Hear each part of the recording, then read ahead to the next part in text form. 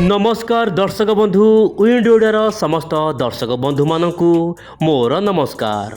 दर्शक बंधु देशर विभिन्न अंचल में बदलुची पाणीपाग केमिति रहिबो आगामी दिन में ओडिशार पाणीपाग तथा देशर पाणीपाग केउ राज्य हेबो प्रबल वर्षा आसंतु आज भिडियो विस्तृत आलोचना करबा। मु आशा करछि भिडियो शेष जाए देखिबे। दर्शक बंधु आपण सैटेलाइट इमेज रे भल भाव देखि पारुथिबे उत्तर भारत उपरे प्रबल वर्षार प्रहार। यार मुख्य कारण पश्चिमा झड़ प्रभाव में उत्तर भारतर विभिन्न राज्य में प्रबल प्रबल वर्षा केतक अंचल में कुआपथर माड़ देखा मिली।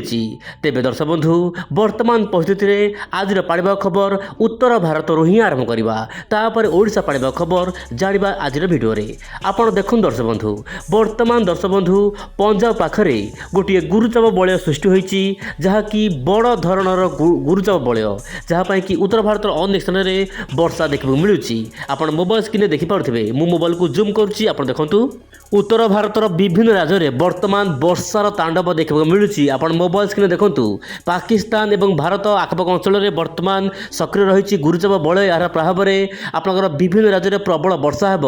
आप देखु श्री गंगानगर चंडीगढ़ मनाली यह सहित दर्शक बंधु उत्तर प्रदेशर विभिन्न जिले में प्रबल प्रबल वर्षा सहित पाग संपूर्ण मेघ स्थान स्थान एक्सट्रीम रेनफल हो पाए से सतर्क सूचना जारी करछि पाणीपाग विभाग बा भारतीय पाणीपाग विभाग।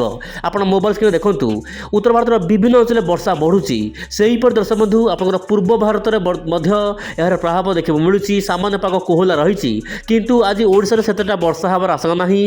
यार मुख्य कारण सीधा सड़क वायु ओडिशा भितर प्रवेश करूना किंतु दर्शक बंधु 6 ରୁ 10 तारिख मध्य ओडिशार किछि जिले में वर्षा हबार आशंका रही। आप वीडियो शेष देखु मुझे निश्चय स्पष्ट करी किंतु आज विशाखापट्टनम आंध्र प्रदेश यार आखपाख अंचल में हल्का फुल्का वर्षा रही पारे कारण पूर्वाणु वायु सामान्य सक्रिय रही यही सबू राज्यर किसी जिला मानक।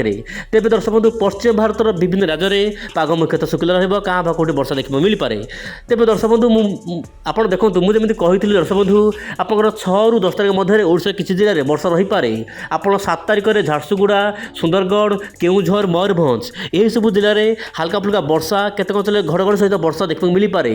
यार आखपाख अंचल पाग सामान्य कोहला देखा मिल पाए किंतु बड़ वर्षा हबार संभावना वर्तमान सुधा देखा जाऊना किंतु बड़ वर्षा 10 तारिख पर होबार आशंका रही जहाँ जीएफएस मॉडल आकलन कर पूर्व भिडियो मानक मुझे आपको कही से दर्शक बंधु 8 तारिख में आपंकर अनुगुल ढेंकानाल जाजपुर भद्रक बालेश्वर मयूरभंज केउझर यार आखपाख अंचल में मध्यम प्रबल वर्षा देखा मिल पाए।